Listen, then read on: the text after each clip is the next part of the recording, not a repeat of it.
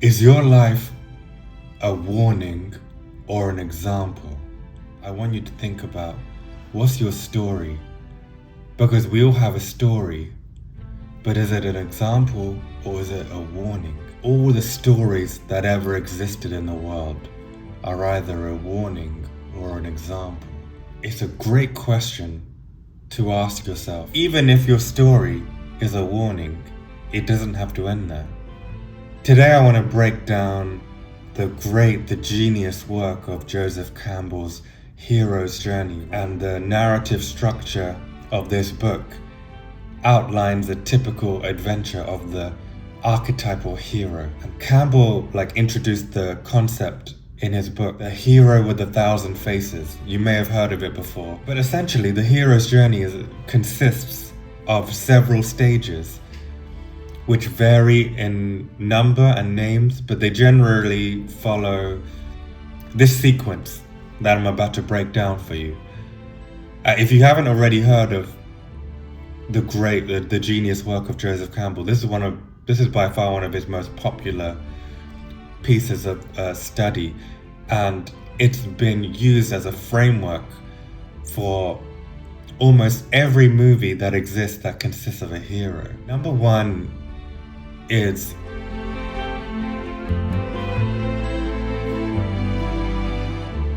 the ordinary world. The ordinary world is the beginning of the story, and this is where the hero is introduced in their normal life, kind of just establishing a baseline for the character and the environment. There's nothing extraordinary about their life. There's nothing really special about their life. It's just kind of a place of mediocrity, and it's essentially just baseline level of comfort. There's an element of comfort, an element of contentness, and this is what is known as the ordinary world. And then number two, here's where the story starts to get a little bit more interesting.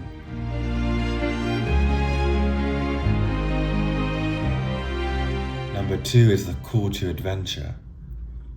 And the call to adventure looks very different in every story. The hero receives a challenge or a quest they must undertake. This call to action, this call to adventure disrupts their ordinary life. If you think about some stories like in The Wizard of Oz, for example, the call to adventure is a tornado. It might not look like an adventure. It may look like a devastation. It may look like adversity. It may look like loss. But a nice way to reframe that language is to use the language of Joseph Campbell. He calls it the call to adventure. So the hero will receive a challenge that disrupts the pattern of their contentness, disrupts the pattern of their comfort. If there's no call to adventure and they just continue to live in their ordinary world, this film, this story, this book, this novel will be extremely boring, right? This novel will not be inspiring. This story will not be moving at all. In fact, the ordinary world, if you stay at the ordinary world, your life is likely just to become a warning. The call to action is where things get interesting for the main character, for the hero.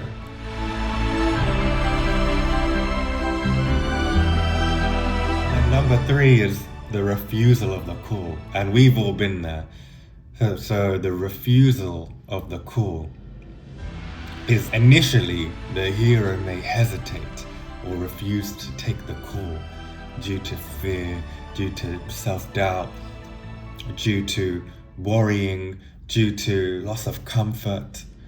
And we've all been there. But as you may well know yourself, when you refuse the call to action, when things are getting really messy, like when a tornado is coming and you refuse to take this call, things begin to get worse and worse until you reach a threshold of pain. Unfortunately, this is how it works in reality too. Most of us will refuse to take that call to adventure unless the pain threshold is pushed significantly to the edge. And when there's sufficient amount of pain and disgust and fear and discomfort and enough is enough, then the person will take the call. But initially we will refuse the call. We don't want no part of that.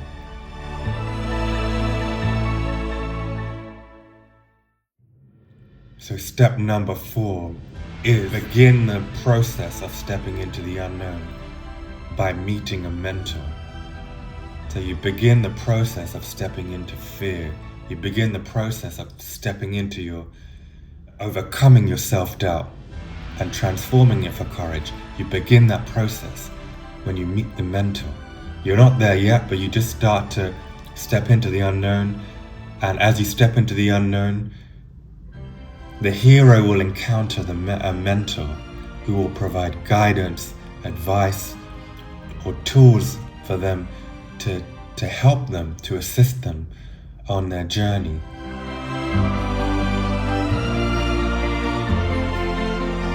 And number 5 is after that push from the mentor, or after that push from a significant amount of pain, significant amount of disgust, the hero will leave their ordinary world and they will venture into the unknown and they will cross the point of no return. And this marks the beginning of a whole new world for them. This marks the beginning of a valiant adventure about to take place.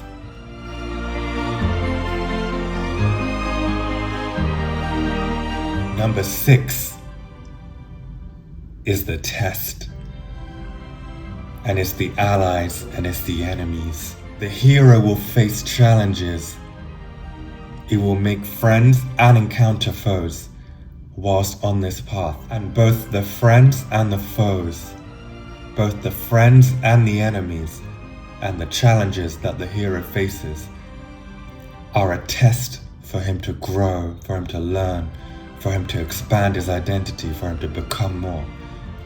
That old identity of him or her in the ordinary world, that old identity is starting to shed, is starting to expand, and is starting to discover a person, a courageous person within him that he never thought this person existed. And the stronger the enemy, the more self-growth the person has to undergo, the more majestic the transformation. The stronger the enemy, the sweeter the victory. The stronger the enemy, the stronger the challenge, the bigger the growth, the bigger the learning curve. And that's a significant part of this hero's journey. That's why some of the greatest movies of all time have the most evil of enemies.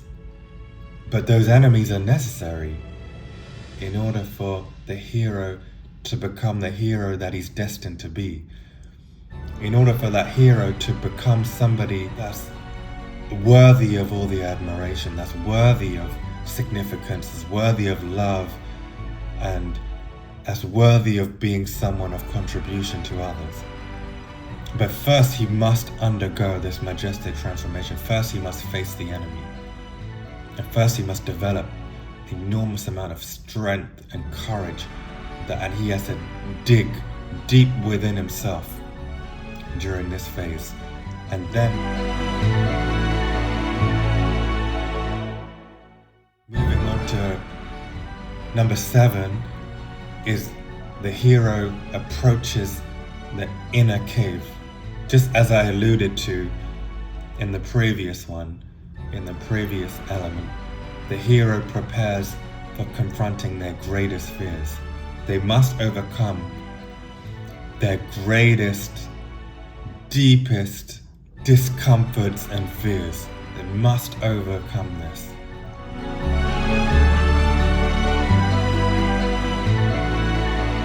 Number 8 is the ordeal. And the ordeal is a crucial test. Another test, right? It's not just one test. The hero has to undergo multiple tests from the enemy. And number 8 is the ordeal. So this is maybe one of the biggest tests that the hero has to face. The hero ultimately will face a life or death situation, right? The hero's been growing up until this point, and when the hero overcomes the greatest ordeal, the greatest obstacle, the greatest life or death scenario in the movie, now the hero can be rewarded. That brings me to number 9.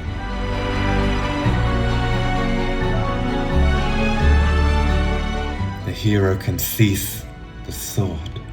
After overcoming the ordeal, the hero will become significant, admired. He receives a reward, which could be knowledge, it could be power, it could be an object, it could be a symbol. It's usually this expansion of his identity. That's the real reward.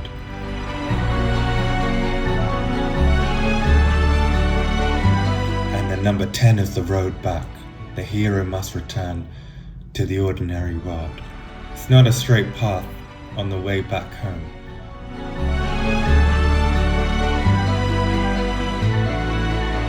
And then number 11 is the resurrection. And the resurrection means the hero has to face a final test, which involves significant sacrifice. He must sacrifice a part of themselves. This will lead to the ultimate transformation. He has to give up a part of himself for the greater good. And this is where he truly, sincerely, at a heart level, this is where he becomes a hero to all. When he willingly sacrifices a part of himself, a significant part of himself, and in order to provide a sense of peace and tranquility and restoration back to the world.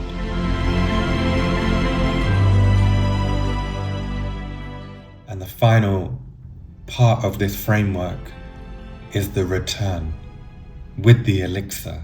This essentially means the hero returns home and he brings something valuable that can benefit his community or his world with this expanded identity way beyond belief, defied all the odds.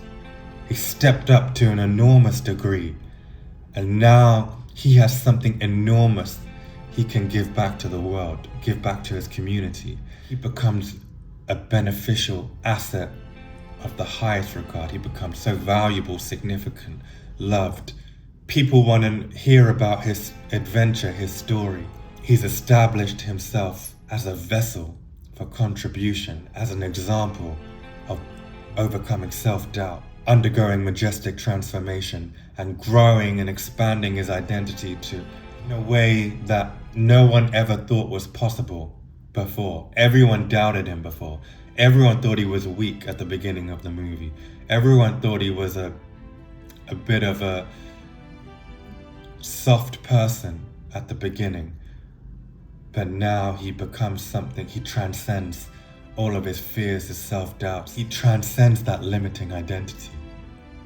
And it's all because of that call to adventure. It's all because of the challenges he had to overcome. It's all because of the enemies he had to slay, all the dragons he had to slay, right? You can't get the princess without slaying a dragon. And this framework has been influential in storytelling across various forms of media, including literature, movies, mythology. It really does reflect universal themes of growth, change, transformation, and the human experience. If anything resonated with you in this video, please hit that like button, subscribe for more. And I want you to comment down below, think about your own hero's journey. If it's an example, then you are the hero of your own life. If it's a warning, maybe it's been a warning up until this point, but perhaps this warning is just your call to adventure. Something for you to think about. Comment down below, are you a warning or are you an example? I'd love to hear your story. And what are you going to do about it? If you're a warning, what are your next steps to undergoing your own hero's transformation? Thanks so much for listening. As always, take care, lots of love. Bye.